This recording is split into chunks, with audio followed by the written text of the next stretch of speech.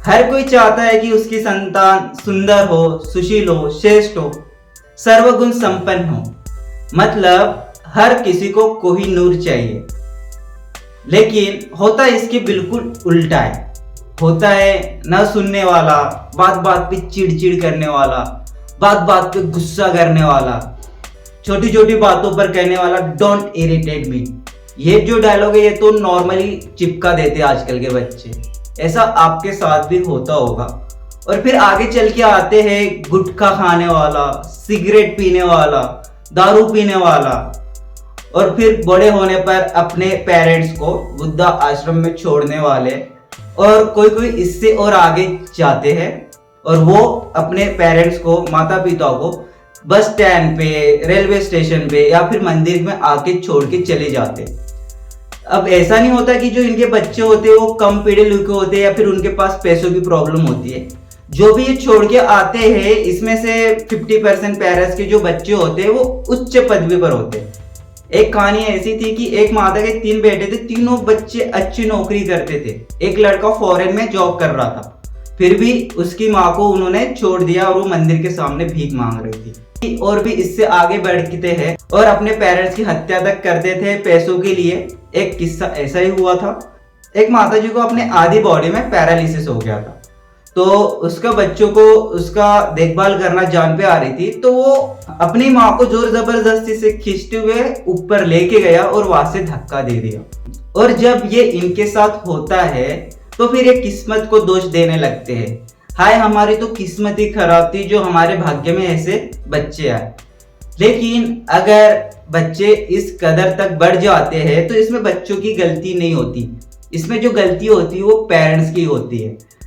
अब चाहते तो आप वो अपने घर पे शिवाजी हो, लेकिन हो जाता है औरंगजेब। तो जो औरंगजेब होता है वो होते एक्सीडेंटल बच्चे, जो इस पोजीशन को कारनामा देते हैं, ऐसी ऐसी हरकतें करते हैं, तो वो होते एक्सीडेंटल बच्चे जिसकी कोई प्लानिंग नहीं की जाती। और जब एक्सीडेंटल बच्चे होते हैं तो ये आपको आगे चल के नुकसान ही देने वाले होते हैं। लेकिन आप चाहते हो कि आपको शिवाजी जैसा पुत्र मिले, तो उसके लिए आपको पहले से प्लानिंग करनी होगी। तो ऐसा क्या किया जाए कि हमें अच्छी संतान मिले और वो आगे चल के आपको दुख ना पहुंचाए, तो जानेंगे इस वीडियो में। नमस्कार दोस्तों, मैं हूँ Suraj Maheshwari, motivational speaker and yoga teacher. आप जिंदगी में जो कुछ भी करते हो उसकी पहले से प्लानिंग करते हो। आपको घर बनाना हो तो आप प्लानिंग करोगे, आपको कहीं जाना है तो आप उसकी अच्छे से प्लानिंग करके रखोगे। जिंदगी के हर एक मोड़ पे हर एक बात के लिए आप प्लानिंग करते हो। लेकिन आपकी जिंदगी का सबसे महत्वपूर्ण हिस्सा जो आपका संतान होती है, आप उसके आने के लिए जिंदगी में कोई प्लानिंग नहीं करते, तो वो संतान आगे चल के वैसी नहीं बनती जैसी आपको चाहिए और फिर आपको दुख होता है। तो क्या करना है आपको? आपकी मनचाही संतान प्राप्त हो इसलिए तो उसके लिए आपको पहले से प्लानिंग करनी होगी। कम से कम आपको 3 महीने पहले से ही प्लानिंग करना चालू करना होगा। अगर हम इतिहास में भी देखते हैं तो भगवान श्री कृष्ण को पद्म को पाने के लिए भी 12 साल तपस्या की थी। ऐसे ही भगवान शिव ने कार्तिक को पाने के लिए भी कई सालों की तपस्या की थी।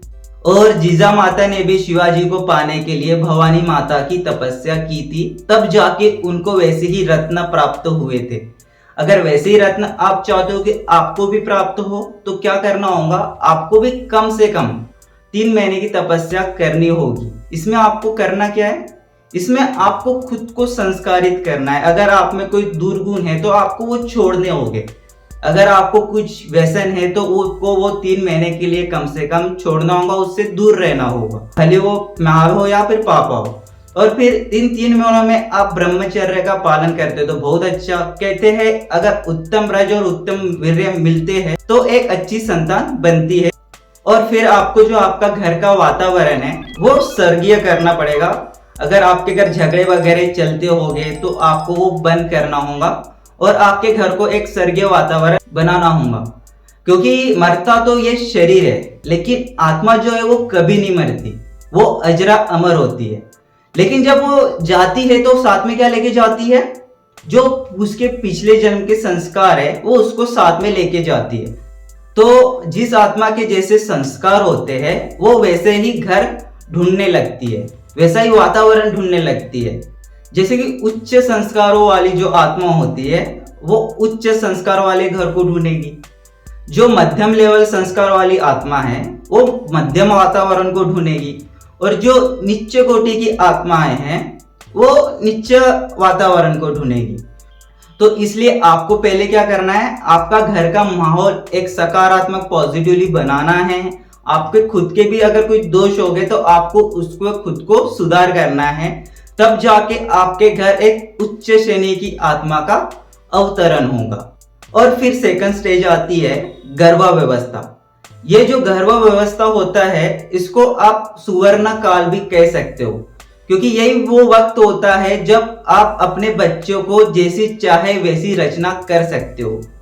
जैसे कि अगर कोई घड़े को आपको रचना है तो पहले ही उसको आप आकार दे देते हो, लेकिन जब वो एक बार घड़ा बन जाता है तो फिर उसका आकार बदला नहीं जा सकता।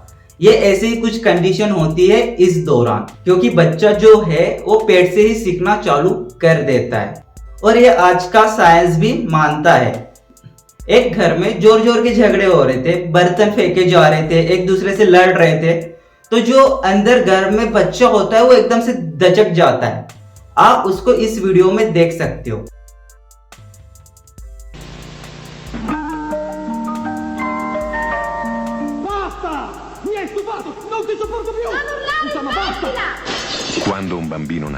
ऐसा ही और एक परिवार होता है जहाँ पे बच्चों से अच्छी अच्छी बातें की जाती है, उसका सभी परिवार प्यार से रहता है और उस बच्चों को अच्छी अच्छी स्टोरियां सुनाता है, तो वो भी अंदर से मुस्कुराता है, खुश होता है।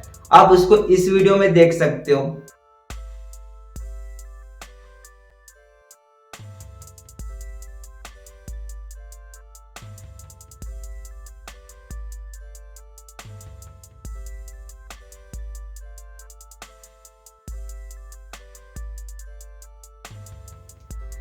इतना ही नहीं, बच्चा अंदर गर्भ के अंदर डांस भी करता है। एक माँ फॉरेन की थी जो पॉपअप म्यूजिक सुन रही थी और उसी के साथ वो डांस कर रही थी, तो जो बच्चा अंदर था वो भी उसके साथ डांस कर रहा था। आप उसको इसमें देख सकते हो।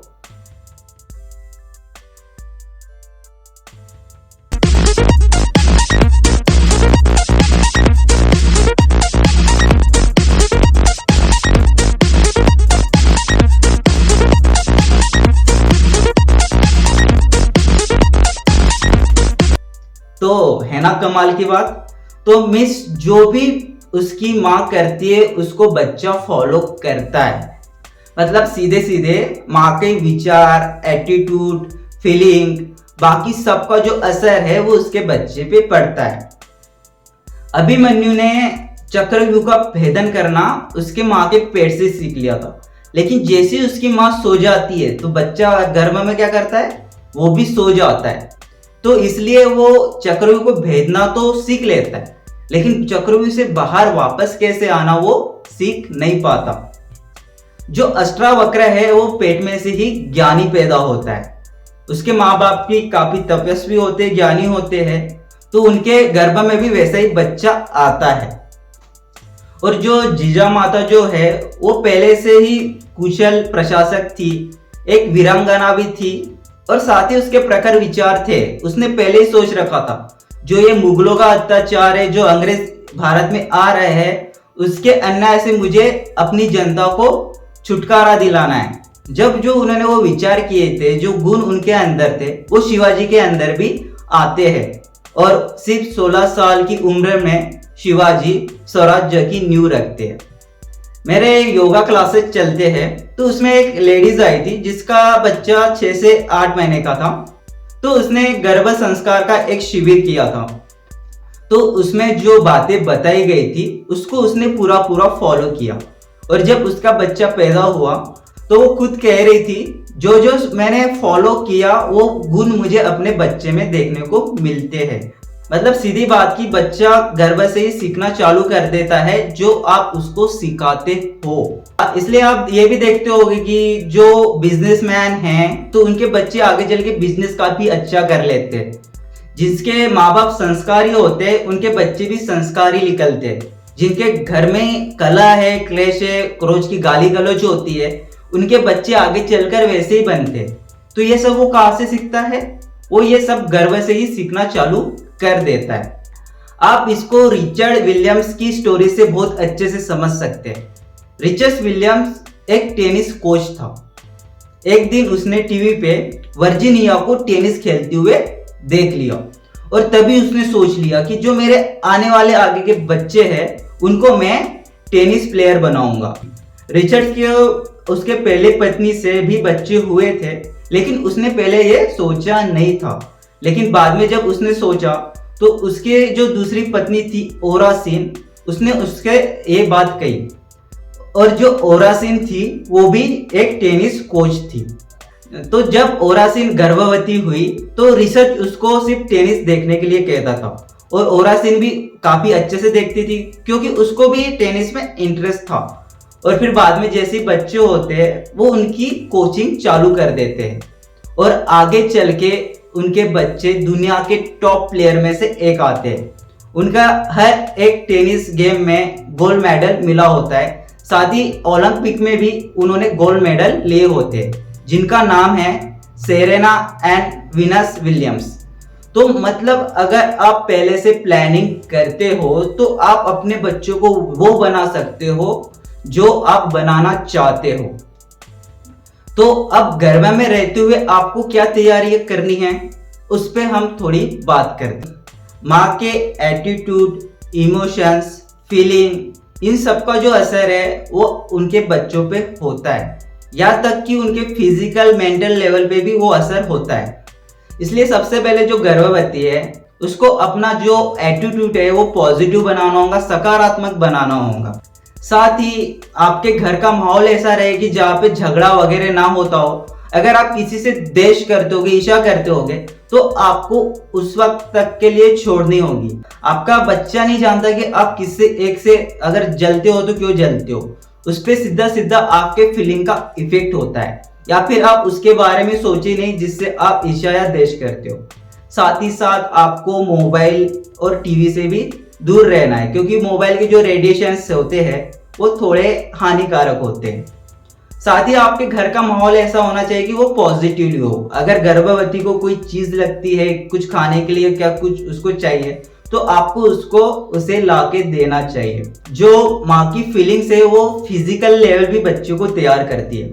एक बार क्या होता है, दो अंग्रेज होते हैं और जो उनका बच्चा होता है वो एकदम काला होता है। तो उस बच्चों को देख के दोनों कंफ्यूज हो जाते हैं, हम तो इतने गोरे हैं और हमारा बच्चा कैसा काला हो गया। अब माँ जो है वो बच्चों को देख के सोच में पड़ गई और जो उसका पति होता है वो बीबी को देख के सोच में पड़ गया। तो फिर ये दोनों क्या करते हैं, डॉक्टर के पास जाते हैं। और जब डॉक्टर के पास जाते हैं तो फिर डॉक्टर उसके बेडरूम में जाता है। तो उसकी दीवार के पे एक बड़े से बॉडी बिल्डर की इमेज होती है जो कि पूरा काला होता है। तो डॉक्टर उससे पूछता है कि जब आप प्रेग्नेंट थी तो आप इसको देखती थी, इसके बारे में सोचा करती थी? तो उसकी माँ ने कहा कि हाँ, मैं इसको देखा करती थी, मैं इमेजिनेशन किया करती थी कि मेरा बच्चा भी ऐसा हो और मैं उसको फील किया करती थी। तो डॉक्टर यहाँ पे सारा मैटर समझ जाता है और उन्हें कहता है कि जो इसके इमोशन थे, इसकी जो भावनाएं थी, उसका सीधा सीधा असर इसके ऊपर पड़ा है। तो आपको क्या करना है, आपको पॉजिटिवली सोचना है। साथ ही जो आपका बेडरूम है उसमें आपको पॉजिटिवली चित्र लगाने हैं। आप उस पर अच्छे अच्छे स्लोगन भी लगा सकते हो, ऐसे चित्र लगाने जिसको देख के आपको खुशी होती हो। और फिर आती है आपकी दिनचर्या कि आपकी दिनचर्या कैसी हो। तो आपको कोशिश करनी है कि आप जैसे ही सुबह उठते हैं तो आपको गर्म गुनगुना 2 गिलास पानी पीना है, क्योंकि जो बच्चा पल रहा होता है वो भी लिक्विड में होता है। तो आप जब गर्म गुनगुना पानी उठते से पीते हो तो आपके अंदर के जो टॉक्सिन है वो तो बाहर निकलते हैं, साथ ही जो लिक्विड है वो भी बढ़ता है। उससे आपके बच्चे का पोषण अच्छे से होता है। उसके बाद में आप अपने रूटीन में योग को शामिल करो, डेली प्राणायाम करो, मेडिटेशन करो। अगर आप कोई भगवान को मानते हो तो जप कीजिए, अगर नहीं मानते तब भी गायत्री मंत्र का जप आप कर सकते हो। उसके पॉजिटिवली इफेक्ट आपके बच्चे पर होते हैं। देखा ये भी गया है कि जो संगीत का असर है वो बच्चे पे एक पॉजिटिवली होता है। उसकी जो न्यूरॉन्स की ग्रोथ है, अगर आप अच्छा संगीत सुनते हैं तो वो न्यूरॉन्स की ग्रोथ बहुत फास्ट होती है। आप अच्छे संगीत को सुनिए, अच्छी म्यूजिक को सुनिए जो उसको आगे ले जाए और मोटिवेट करे, या फिर आप मंत्र के उच्चारण को भी सुन सकती है। इसका सीधा सीधा पॉजिटिवली असर आपके बच्चे पे होगा। फिर आता है स्वाध्याय। आप किसी भी धर्म से हो, आप उस धर्म की किताबें पढ़ सकती हो, गीता को भी पढ़ सकते हो। कोशिश करें कि उसको आप समझ के पढ़ें, क्योंकि आपके फीलिंग्स का असर आपके बच्चे पे होता है। तो डेली आधे से 1 घंटे का रूटीन बनाए कि आप कुछ अच्छी किताबें पढ़ें। बाद में अगर आप मोटिवेशनल किताबें लाती है तो वो भी आप पढ़ सकते हो, और आप महान लोगों की जीवनी जैसे आप बच्चों को बनाना चाहते हो उस हिसाब से आप पढ़ सकते हो। उसका इफेक्ट किस पे होगा? आपके बच्चे पे सीधे सीधे जाएगा। और डेली बच्चों से अच्छी अच्छी बातें करो, पॉजिटिवली बातें करो, तो बच्चों को अच्छा फील होता है और आप जो बातें करते हो वो बच्चों को समझ में आती है। तो इसलिए डेली बच्चे से आपको बातें करनी है। और आप जो अपने बच्चों को बनाना चाहते हो आप उसको विजुअलाइजेशन कर सकते हो। अब आता है क्या नहीं करना है। अगर आप टीवी देखने के शौकीन है तो आपको वो चीजें नहीं देखनी है जिससे क्या कि नकारात्मक इफेक्ट आपके बच्चे पे होता है। नहीं तो आप गर्भवती है और आप टीवी पे देख रहे बिग बॉस, तो फिर आप बच्चों से क्या उम्मीद करोगे? तो कोशिश करनी है कि आपको ऐसी चीजें नहीं देखनी है।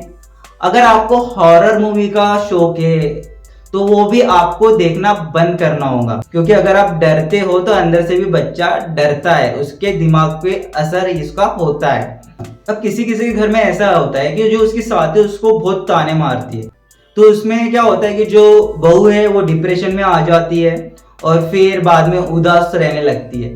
तो आपको उस कंडीशन को टालना होगा, अपने लिए नहीं लेकिन बच्चे के लिए। अगर आप तनाव में रहेगी, उदासीन रहेगी, तो बच्चे में भी वो गुण आएंगे, और अगर बच्चा पैदा होता है तो फिर वो डल पैदा होगा, डरा डरा रहेगा और वो अपनी अच्छे से ग्रोथ नहीं कर पाएगा। तो कैसे भी करके आपको खुश रहने की कोशिश करनी है। साथ ही साथ आपका पति पत्नी का जो व्यवहार है वो आपस में काफी अच्छा होना चाहिए, तभी जाके आपकी जो संतान है वो एकदम सुदृढ़ पैदा होगी। और फिर आता है थर्ड स्टेज, जब बच्चा इस दुनिया में आ जाता है और फिर आपको उसके परवरिश पर ध्यान देना होता है। अब आपके घर में बीज तो अच्छा आ गया, लेकिन उसको खाद पानी आप अच्छा नहीं दोगे तो क्या होगा? वो उस तरह से डेवलप नहीं हो पाएगा जिस तरफ से उसे होना चाहिए। और ऐसी होती है परवरिश।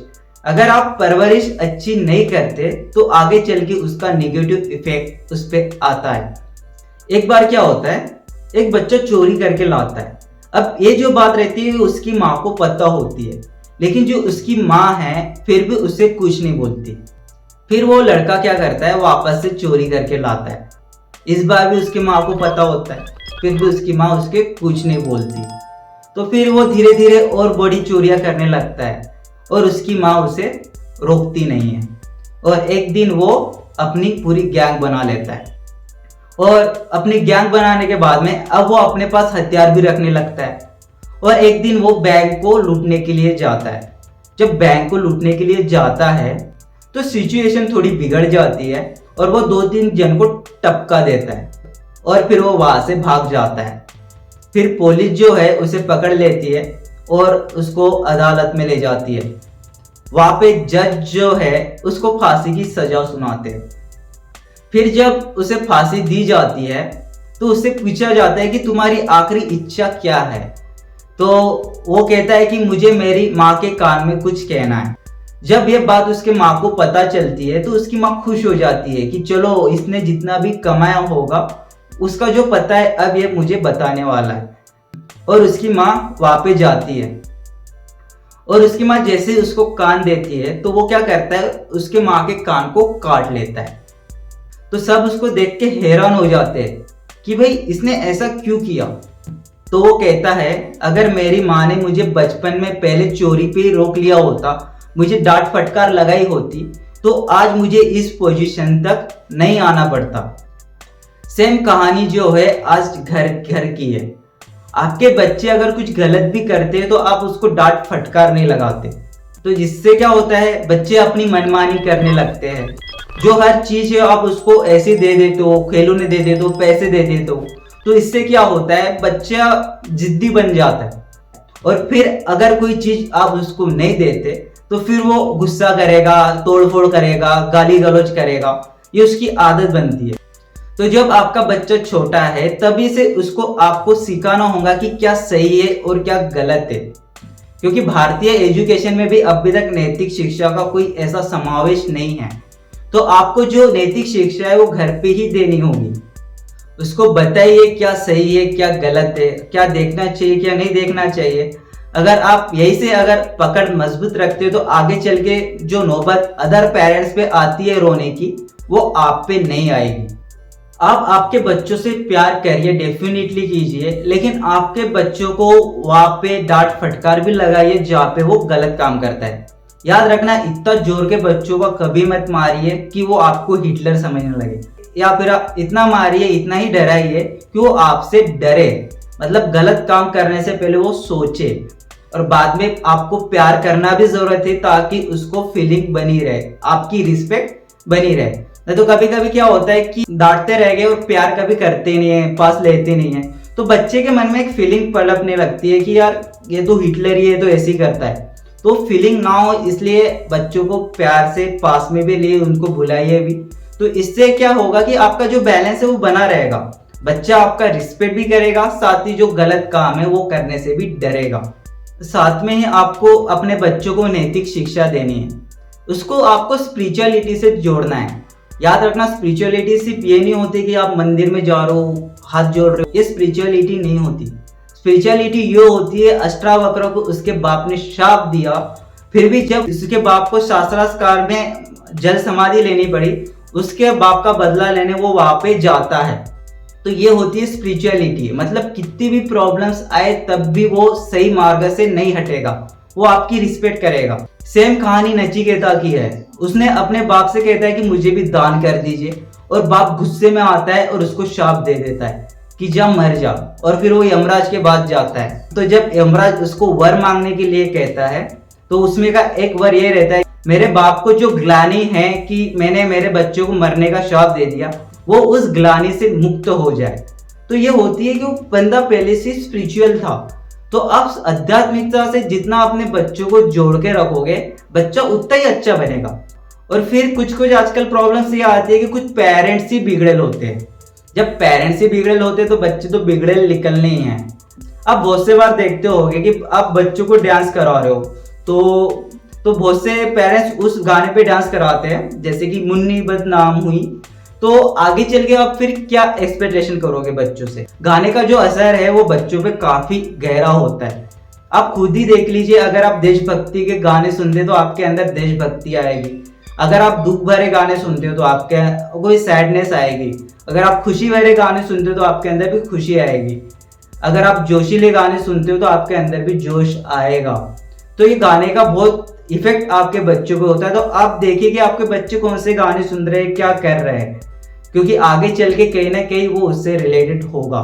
स्वामी विवेकानंद कहते थे, अगर किसी देश का भविष्य देखना है तो जो युवा होते हैं उनके मुंह के गाने देखिए, क्योंकि गाने जो गुनगुनाते वही व्यवहार में आते हैं। तो इसलिए आप ख्याल रखिए कि आपके घर पे कौन से गाने चल रहे हैं, कौन से सीरियल चल रहे हैं, कौन से मूवीज चल रहे हैं। इसका गहरा प्रभाव इंसान पे पड़ता है। कहता है जो जैसा सोचता है वैसा ही बन जाता है।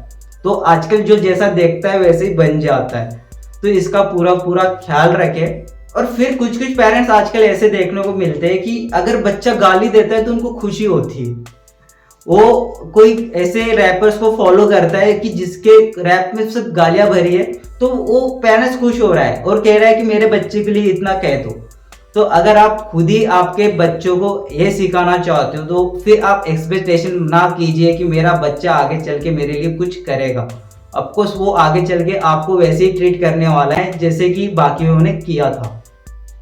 याद रखना, दुनिया इसलिए बुरी नहीं है कि बुरे लोग बुरा करते, दुनिया इसलिए बुरी है कि अब आजकल अच्छे लोग हैं वो भी बुराई का सपोर्ट करने लगे हैं। आप अपने बच्चों पे इतनी इन्वेस्ट करते हो तो आप अगर ये बातें ख्याल रखोगे तो बच्चे भी ऐसे होंगे जैसे आप चाहते हो। अगर आपको वीडियो अच्छा लगे तो इसे लाइक, शेयर और सब्सक्राइब जरूर करें और मिलेंगे नेक्स्ट वीडियो में। जब तक के लिए धन्यवाद।